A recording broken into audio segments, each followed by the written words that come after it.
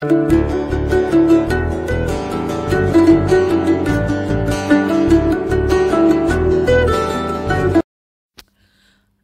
বন্ধুরা, আজ আমরা বেড়াতে এসেছি ব্যারাকপুরের অন্যতম ঐতিহাসিক আর শান্তিপূর্ণ জায়গা গান্ধীঘাট, যেখানে ভারতের স্বাধীনতা আন্দোলনের স্মৃতি আজও বেঁচে আছে।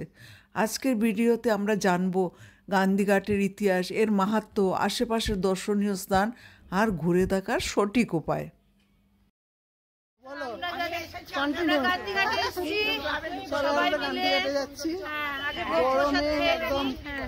অন্নপূর্ণা মন্দিরে ভোগ খেয়েছি, ভীষণ ভালো। এখন গান্ধীঘাটে কিছুক্ষণ বসবো, সবাই মিলে আনন্দ করে তারপর আবার যাওয়া শুরু হয়ে যাবে। কলকাতা থেকে ব্যারাকপুর গান্ধীঘাট যেতে হলে আপনাদের ট্রেনে শিয়ালদা ব্যারাকপুর লাইনে যেতে পারেন, বাসে যেতে পারেন, বা গাড়িতে করে বরানগর ব্যারাকপুর ট্যাঙ্ক রোড হয়ে বিটি রোড হয়ে যেতে পারেন, বা ব্যারাকপুর স্টেশন থেকে অটো বা টোটোতে এই 10 মিনিটে পৌঁছে যাবেন আপনারা এই গান্ধীঘাটে। ব্যারাকপুর গান্ধীঘাট অবস্থিত হুগলি নদীর তীরে, ব্যারাকপুর থানার ঠিক পাশেই। এটি এমন একটি ঘাট যেখানে 1948 সালে 12ই ফেব্রুয়ারি মহাত্মা গান্ধীর দেহাবশেষ অস্থি নিয়ে আসা হয়েছিল এবং বিশেষ পূজা ও অর্চনার পর তা এই হুগলি নদীতে বিসর্জন দেওয়া হয়। এই ঘটনাটিকে স্মরণে রাখতে পরে এখানে তৈরি করা হয় গান্ধীঘাট মেমোরিয়াল। এই ঘাট শুধু একটি পর্যটন স্থল নয়, বরং ভারতের স্বাধীনতা ইতিহাসের এক গুরুত্বপূর্ণ অধ্যায়ের নীরব সাক্ষী। এই গান্ধীঘাটের ইতিহাস শুরু হয় মহাত্মা গান্ধীর মৃত্যুর পর।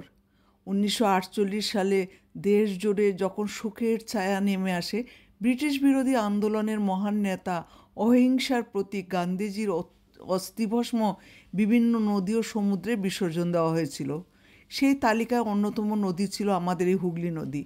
সেদিন ব্যারাকপুরের মিলিটারি স্টেশন ও সাধারণ মানুষ ভরে উঠেছিল। হাজার হাজার মানুষ এসে উপস্থিত হয়েছিল সেই স্মরণীয় মুহূর্তে সাক্ষী হতে।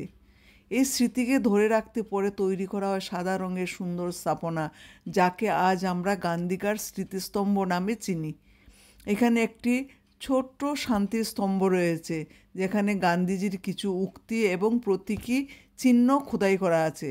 সন্ধ্যাবেলায় এখানে দেশপ্রেমের আবহাওয়া একদম অন্যরকম অনুভূতি এনে দেয়। এই গান্ধীঘাটের আশেপাশে আরও কিছু দুর্দান্ত জায়গা আপনারা ঘুরে দেখতে পারেন, যেমন মঙ্গল পাণ্ডে পার্ক, তারপরে Barrackpore river side, Gandhi museum, তারপর ব্যারাকপুর ক্যান্টনমেন্ট এলাকা, ধোবিঘাট। তো এগুলো সব আপনারা ঘুরে দেখতে পারেন। তাহলে বন্ধুরা, এইভাবে ইতিহাস আর প্রকৃতি আর শান্তির মিশেল তৈরি হয়েছে ব্যারাকপুর গান্ধীঘাটে। যদিও কখনো ব্যারাকপুরে আসেন, এই জায়গাটা অবশ্যই একবার ঘুরে দেখবেন।